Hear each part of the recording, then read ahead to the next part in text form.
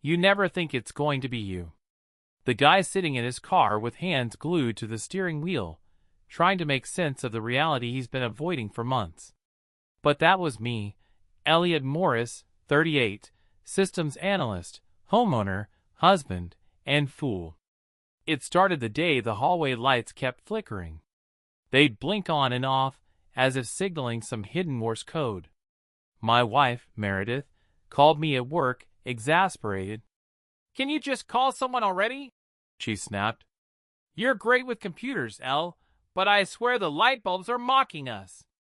So I did. A local electrical service, highly rated online.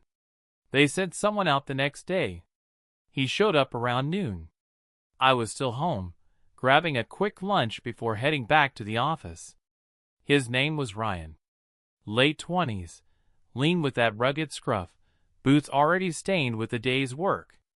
The kind of guy that looked like he could fix a transformer with his bare hands and still have time to charm your wife while doing it. He greeted me with a confident nod, toolbox in hand. "Heard you got some stubborn wiring." "Hallway," I said, already running late. "She'll show you." I meant Meredith. And she did. When I got home that evening, Meredith mentioned him in passing. "Ryan came back to finish up. Took longer than expected. He's good though, really thorough." I didn't think anything of it. The next week, Meredith started dressing up more. Just a little. Lip gloss during the day. That old sundress she hadn't worn in years, now suddenly part of her laundry day rotation. I didn't connect the dots. Maybe I didn't want to. Ryan came back a few more times. Something about the breaker panel. Something about outdated wiring. Always something. The fifth time he came over, I was home again, working remotely. I'd taken the guest bedroom as my office, headphones on, buried in coat and coffee. Around mid-afternoon, I stepped out to grab a soda and heard laughter coming from the kitchen. Meredith and Ryan. I hovered by the hallway, not quite hiding, not quite intruding. "You're too much," she giggled. "Just saying what's true," Ryan replied, his voice smooth, like someone always confident of his place in the room. "Most husbands would kill to come home to someone who looks like you." I froze. Every cell in my body screamed to stomp in there and confront them, but I didn't. I backed away like a coward and went back to my desk. That night, Meredith was extra attentive.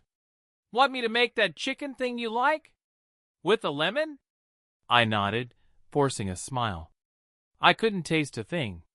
I started watching more carefully after that. Subtle things. Her phone always turned face down. Her showers a little longer. The way she suddenly had errands during hours she never used to. 3 weeks later, I found the receipt.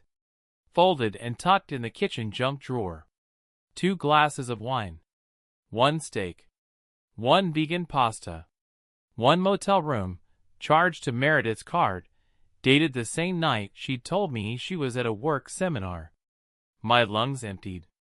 I confronted her that night, not with rage, not even accusation, just the quiet ache of a man who already knew. "Who is he?" She froze, blinked. The lie was forming on her tongue, but her eyes already confessed. "I didn't mean for it to happen," she whispered. "He was just there." Ryan. The electrician. The guy I'd let into my house, into my life. I left the house that night. Drove around until sunrise. I didn't know where I was headed, just away. From the flickering lights, the lies, the echo of laughter that wasn't mine. But I wasn't done. Not yet. 3 days. That's how long I stayed away. The first night, I crashed at a friend's place, pretending to care about the movie playing while my mind replayed every moment I'd missed, the missed signals, the soft lies, the moments I excused as normal marital drift. The second night, I slept in my car. I parked on a bluff above the city, windows cracked, watching the skyline twinkle like a lie told too many times. By the third night, I was done hiding. I wanted answers. Or maybe I wanted closure. Maybe revenge. I went back home mid-morning. The front door was unlocked. That used to mean, welcome. Now, it just felt careless. Meredith was in the kitchen, holding a mug she didn't drink from. She looked up, startled. Elliot, I didn't think. I bet you didn't, I said.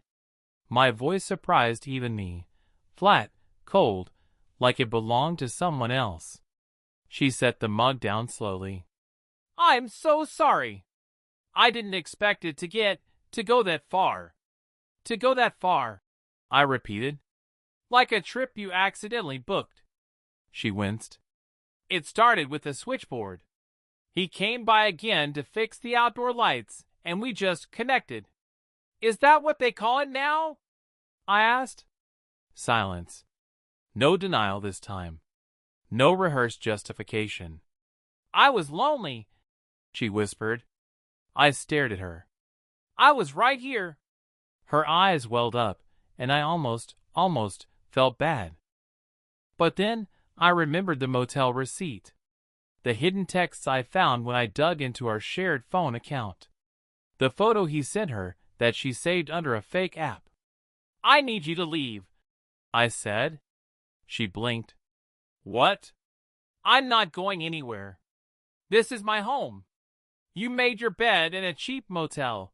Go lie in it. Her breath caught, like she hadn't expected that from me. Like I was supposed to collapse into forgiveness. Ryan's not some fling, she said suddenly, desperate now. He cares about me. He says things you never say anymore. He listens. Does he listen when he's finished zipping up his pants? Her slap didn't come, but her expression was close enough. I turned and walked upstairs into my room. I began packing her things into a suitcase. It was mechanical, robotic, like flipping a breaker. By the time she followed me up, she was crying. This can't be it. 6 years, Elliot. We've been through too much. 6 years, I echoed. And all it took to fry the wires was one handyman with a decent jawline. She sat on the bed, covering her face. I didn't shout. I didn't throw anything. That might have made her feel better, like I still cared enough to rage. But the truth was, I didn't feel much anymore. Not anger. Not love. Just the low hum of loss, like white noise after the power's been cut. Then the final twist. I got a call from our neighbor Frank that evening. Hey, not to poke into your business, but I saw that guy, Ryan, pull up today while you were gone. He went in through the side door. Didn't know if you knew. My chest hollowed. I came back not to fix the marriage, but to salvage something of myself. And she was already flicking the switch back on with him. I didn't barge in this time. I didn't want to see it. Instead, I took pictures of his truck, called a locksmith to change the locks, and then sat outside in my car. I watched him leave a couple of hours later, swaggering like he'd won something. He didn't look around. The next morning, Meredith came to pick up her things. She didn't speak, and I didn't offer anything. I left the suitcase by the front door, her favorite mug inside. Petty? Maybe, but I knew it would sting. As she reached the porch steps, I said, Next time, try the circuit before you short the whole system. She stopped, but didn't turn around. Then she walked away, for good. That was 6 months ago. The house is quieter now. I fixed the hallway light myself. It doesn't flicker anymore.